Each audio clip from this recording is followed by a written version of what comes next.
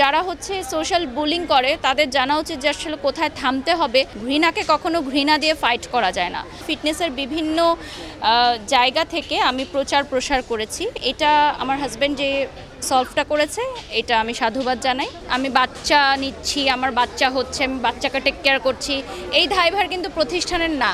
সাম্প্রতিক সময়ে দেশের সোশ্যাল মিডিয়ায় আলোচনার কেন্দ্রবিন্দুতে দুটি নাম, সানভিজ তনি এবং বারিশ হক।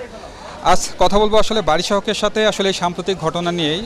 বারিশ, যেহেতু সোশ্যাল মিডিয়ায় দুজনের নামটি বারবার উঠে আসছে, অর্থাৎ বারিশ হক ব্র্যান্ড প্রমোটার এবং ব্যবসায়ী সানভিজ তনি, আসলে আপনাদের মধ্যে তো দুজনের মধ্যে বন্ডিংয়ের জায়গাটাও ভালো ছিল এবং আপনি তার ব্র্যান্ড প্রমোশনেও গিয়েছিলেন।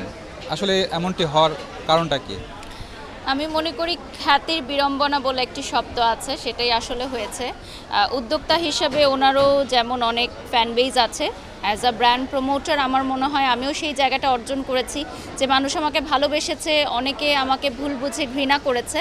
তবে কাজের জায়গাটা থেকে আমি সবসময় আমার প্রফেশনালিজম বজায় রাখতে চেষ্টা করি। তো অনেক নেগেটিভিটি পার করেও কিন্তু আমাদেরকে এভরিডে কাজ করে যেতে হয়, ঘর সংসার বাচ্চা সামাল দিতে হয়। তো মানসিক স্বাস্থ্যটা সুস্থ রাখা খুবই গুরুত্বপূর্ণ। স্পেশালি সোশ্যাল মিডিয়াতে যে পরিমাণ বুলিংয়ের আমরা শিকার হচ্ছি, নট অনলি আমি, যাকে নিয়ে আপনারা কথা বলছেন নারী উদ্যোক্তা, উনি নিজেও কিন্তু লাইভে এসে বলেছেন যে উনি নিজেও বুলিংয়ের শিকার হয়েছেন একটা সময় এবং এখন পর্যন্ত হচ্ছেন।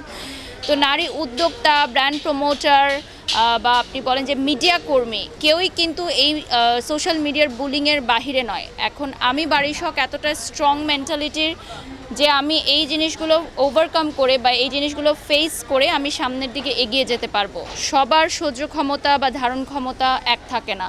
তো যারা সোশ্যাল বুলিং করে তাদের জানা উচিত যে আসলে কোথায় থামতে হবে আর মাত্রাটা কতটুকু হওয়া উচিত। মানে সব কিছুর একটা লিমিট থাকে, সেই লিমিটটা যখন ক্রস হয়ে যায়, যেমন যারা কমেন্ট সেকশনে কমেন্ট করছে, জিনিসটা মিটমাট হয়ে গেছে, কিন্তু তারপরও কমেন্ট সেকশনে আপনি দেখবেন প্রতিনিয়ত আমরা বুলিংয়ের শিকার হচ্ছি। তো এটা আসলে যার যার জায়গা থেকে তাকেই ব্যক্তিগতভাবে এককভাবে তাকে বন্ধ করতে হবে। আপনি আমি বন্ধ করলে হবে না, সমগ্র জাতিকে বুঝতে হবে যে আমরা সোশ্যাল মিডিয়াতে নেগেটিভিটি চাই না, আমরা পজিটিভিটি চাই। এই প্রসঙ্গ ধরে আরেকটু আসি, সেটা হচ্ছে যে আসলে তনি অনেক ক্ষেত্রেই বলে আসছেন যে কেন এখানে অপু এবং বুবলিকেও জড়িত করা হচ্ছে, অর্থাৎ তাদের এক্সাম্পল কেন টানা হচ্ছে। আপনি আসলে কি মনে করেন? ওই যে খ্যাতির বিড়ম্বনা, প্রথমে দেখা যেত যে সোশ্যাল মিডিয়াতে শুধু দুটা গ্রুপ ছিল, অপু বিশ্বাস এবং বুবলি। এখন আবার দুটা গ্রুপ হয়ে গেছে, টনি, বারিশ হক।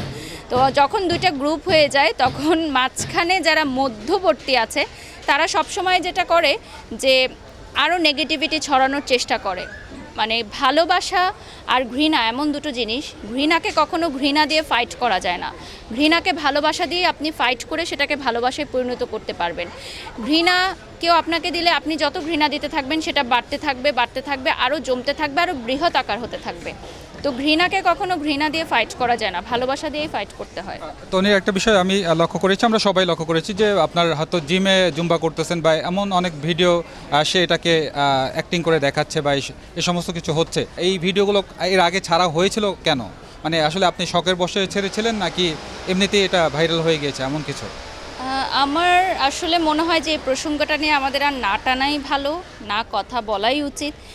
যেহেতু দুই পক্ষের একটা মিসআন্ডারস্ট্যান্ডিং ছিল, দুই পক্ষ থেকেই বিষয়টা ক্লিয়ার হয়ে এটা স্টপ হয়ে গেছে। তো আমার মনে হয় এই জিনিসটা আরও না বাড়ানো উচিত। আর ফিটনেসের কথা যদি আপনি আমাকে বলেন, তাহলে ফিটনেসের বিভিন্ন জায়গা থেকে আমি প্রচার প্রসার করেছি এবং আমি যেহেতু মা হয়েছি, মা হওয়ার পর আমার মনে হয়েছে যে আমার ফিট থাকা দরকার মানসিকভাবে এবং শারীরিকভাবে। সেটার জন্যই আমি আসলে ফেসবুকে পোস্ট করেছি। যেহেতু আমরা পাবলিক ফিগার, তো মানুষ শুধু আমাদের প্রমোশনাল কাজগুলো দেখতে দেখতে বোর হয়ে যায়। কিছু পার্সোনাল টাইমও কিন্তু আমাদেরকে প্রচার করতে হয়, যেমন বাচ্চার সাথে কিছু কোয়ালিটি টাইম, বা হতে পারে আমি কোথাও ঘুরতে গেলাম, সেটা হয়তো প্রমোশনাল কিছু না, বাট আমরা পোস্ট করছি জাস্ট রিফ্রেশমেন্টের জন্য। সর্বশেষ একটা বিষয় জানার বিষয় হচ্ছে, সেটা হচ্ছে গতকালকে আলভির ওনার একটা আমি স্ট্যাটাস দেখেছি, আমরা সবাই দেখেছি, এবং সেক্ষেত্রে তনিও একটা ভিডিও ছেড়েছে যে ক্ষমা চেয়েছেন। তো এই বিষয়টি নিয়ে আপনার কিছু বলা আছে কি না? আসলে হাজব্যান্ড ওয়াইফ একই ছাদের নিচে থাকলেও তারা দুজন ব্যক্তি। আমার কর্মকাণ্ডে বা আমার কোনো একটা রিয়াকশনে আমার হাজব্যান্ড যেমন আমি বলবো যে সরাসরিভাবে দায়ী না, বাট হ্যাঁ তার দায়বদ্ধতা নিতে হবে যেহেতু আমরা স্বামী স্ত্রী। ঠিক তেমন আমার হাজবেন্ডের কোনো কথায় বা কোনো আচরণে যদি কেউ কষ্ট পেয়ে থাকে তাহলে তাকেই সলভ করতে হবে। তো আমার মনে হয় এটা আমার হাজবেন্ড যে সলভটা করেছে এটা আমি সাধুবাদ জানাই, এবং আমার মনে হয় যে সোশ্যাল প্ল্যাটফর্মটাকে আমাদের সুস্থ স্বাভাবিক রাখা উচিত। নতুন যারা কাজ করতে আসছে তাদেরকে একটা সুস্থ পরিবেশ তৈরি করে দেওয়া উচিত। বারিশ, আপনার কাছে আরেকটা বিষয় জানার ইচ্ছা যে অনেক প্রমোশন করেছেন লাইফে এবং অনেক দোকান শপ উদ্বোধন করেছেন, সংখ্যাটা কেমন হতে পারে আপনার কি মনে হয়? অবিশ্বাস্য, এবং হয়তো এটা কাউকে বললে তার বিশ্বাসের জায়গাটা থাকবে কি না যে আমি এত শতাধিক ব্র্যান্ডের সাথে কাজ করেছি ফটোশ্যুট বা লাইভ প্রেজেন্টেশনের ক্ষেত্রে। আরেকটা কথা আজকে আমি বিজয় টিভির মাধ্যমে বলতে চাই যে আমার দীর্ঘ 16 বছরের ক্যারিয়ারে, আমার দীর্ঘ চলার পথে হাজার হাজার মানুষ, হাজার হাজার ব্র্যান্ড, কলিগস, প্রতিষ্ঠানের মালিক, আশেপাশের মানুষ, অনেকের সাথে দেখা যায় ইচ্ছাকৃত বা অনিচ্ছাকৃত সময়ে অনেক সময় দেখা যায় যে আমরা যে আচরণটা করতে যাই সেটা অনেকে বুঝে না, সেটার বিপরীত হয়ে যায় বা আশেপাশের মানুষ তাদেরকে ভুল বুঝায়। তো আমি সবসময় বলি যে ক্ষমা সুন্দর দৃষ্টিতে দেখবেন সব কিছু। কে কেন কি মুহূর্তে কি বিহেভটা করছে বা কি প্রেজেন্টেশনটা দিচ্ছে, এটার ব্যাক স্টোরি আছে, একটা ব্যাক এন্ডে একটা অবশ্যই স্টোরি আছে। আপনি দেখবেন আমি যখন অন্তঃসত্ত্বা ছিলাম আমি একদম আমার ডেলিভারির লাস্ট মুহূর্ত পর্যন্ত কাজ করে গেছি, এবং ডেলিভারির সি সেকশনের 3 দিনের মাথায় আমি দাঁড়িয়ে লাইফ স্টার্ট করেছি। এটা হচ্ছে নট যে টাকার লোভে, এটা যদি আপনারা এই সেন্সে দেখেন নেগেটিভিটি তাহলে নেগেটিভিটি।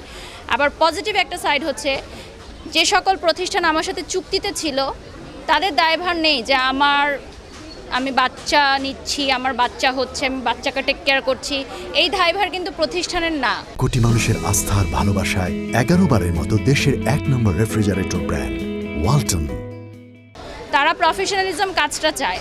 সো প্রতিষ্ঠানকে যদি আমি 1 মাস 2 মাস 3 মাস কাজ অফ করে রাখি সেটা আমার আনপ্রফেশনাল বিহেভিয়ার হবে। তো সেই জায়গা থেকে আমি স্টার্ট করেছি, আমার দায়িত্ববোধের জায়গা থেকে। মানুষ আসলে ক্যামেরার পেছনের গল্পগুলো জানতে চায় না, শুনতে চায় না, শুধু একের পর এক দোষারোপ করে যায়। আর এটা সবসময় মাথায় রাখবেন, যার কাজের পরিধি যত বেশি তার ভুলের পরিধিও তত বেশি হবে, কারণ মানুষ মাত্রই ভুল। যে 2টা কাজ করবে তার 2টা কাজ পারফেক্ট হলেও হতে পারে, কিন্তু যে 2 শতাধিক কাজ করবে তার কিন্তু ভুলের মাত্রাটা 2-এর বেশি হবে। এটাই বলতে চাই। মানে শাকিব খান একটা ভাইরাল ট্যাগলাইন হিসেবে ব্যবহার হয়, বারিশ হক একটা ব্র্যান্ড প্রমোশনের ক্ষেত্রে ট্যাগলাইন হিসেবে ব্যবহার হচ্ছে, এই বিষয়টি আসলে আপনি কি বলার আছে এই বিষয়টি নিয়ে?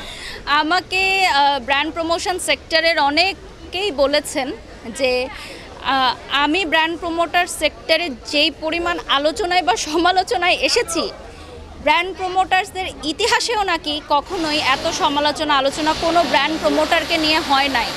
এখন এটা আমি যদি পজিটিভলি বলি তাহলে আমার ক্রেডিট, আর নেগেটিভলি যদি বলি তাহলে এখন দর্শক বলবে কি। বাট আমি সবসময় খুব পজিটিভ থাকি।